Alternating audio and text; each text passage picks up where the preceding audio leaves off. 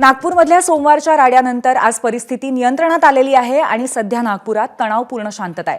महाल भागामध्ये पोलिसांचा तगडा बंदोबस्त आहे। पोलिसांकडून रात्रभर कोम्बिंग ऑपरेशन करण्यात आले आणि 80 जणांना अटकही करण्यात आली आहे। आक्षेपार्ह व्हिडिओ आणि मजकूर पसरवणारी 55 सोशल मीडिया अकाउंट्स सध्या पोलिसांच्या रडारवर आहेत। कोतवाली, गणेशपेठ, लकडगंज, पाचपावली, शांतीनगर, सक्करदरा, नंदनवन, इमामवाडा, यशोधरानगर आणि कपिलनगर या भागामध्ये सध्या संचारबंदी लागू करण्यात आली आहे।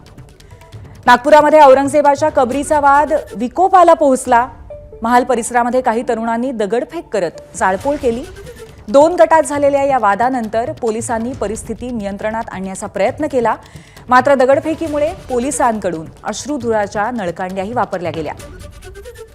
दरम्यान अफवांवर विश्वास ठेवू नका, शांतता राखा असं आवाहन पोलिसांकडून करण्यात येत आहे। नागपूरमध्ये जी काल दंगल सदृश्य परिस्थिती पाहायला मिळत होती, त्यानंतर आपल्याला पाहायला मिळतं की या दृश्यावरून लक्षात येतं पेशने परिवाराची ही कार आहे। चिटणीस पार्क परिसरातील त्यांची कार पूर्णतः जाळण्यात आलेली आहे आणि तुम्ही आतमध्ये जर का दगड बघितले, दगड बघा किती मोठे आहे।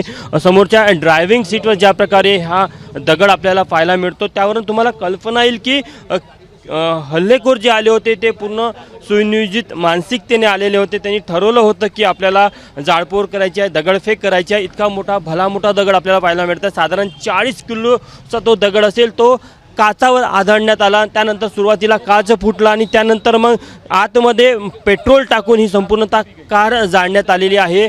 असं चित्र आतमध्ये जर का तुम्ही या समोरच्या गल्लीमध्ये बघितलं, तिथे देखील अशाच प्रकारे पाहायला मिळतं। त्यावरून लक्षात येतं की या संपूर्ण गोष्टीची दाहकता किती मोठी होती, किती मोठ्या प्रमाणामध्ये राडेबाजी केली गेली। नेमकं हे दृश्यावरून असं दिसतं की खूप मोठ्या प्रमाणात हल्ला झालेला। काय चित्र होतं?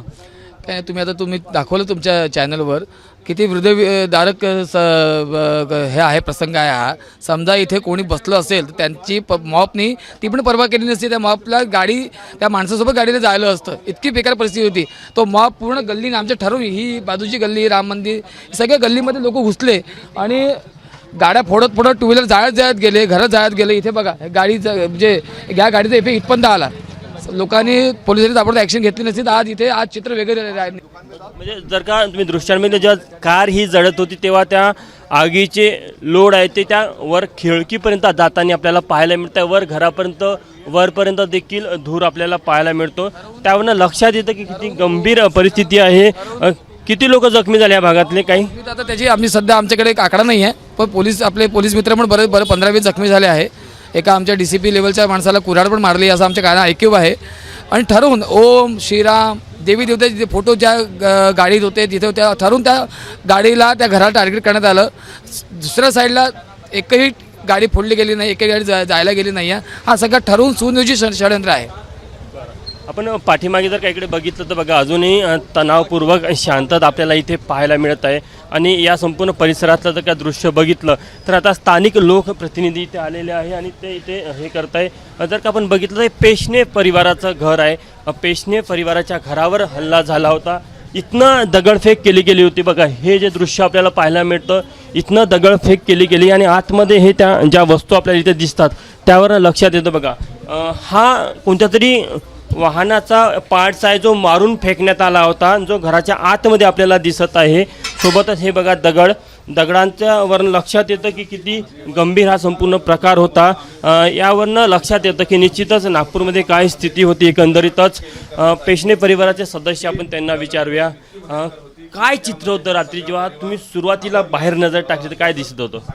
आम्ही आवाज आला म्हणून पाहायला निघालो, नेहमीसारखं काही जुलूस जात असेल म्हणून, पण एकदम दगडफेकच करण्यात आली। ते 500-1000चे लोक होते, त्यांच्या हातात दगडगी खूप होते, गट्टू गिट्टू काही पण फेकायला लागले। आमच्या गाड्या गिड्या पाडत होते, आमची कार सुद्धा जाळली त्यांनी।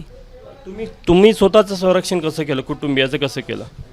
माझे मिस्टरांना मुलांना पटपट फोन करून बोलवलं आणि ते घरात येतपर्यंत दारं खिडक्या लावतपर्यंत एवढे दगड आमच्या घरावर पडले।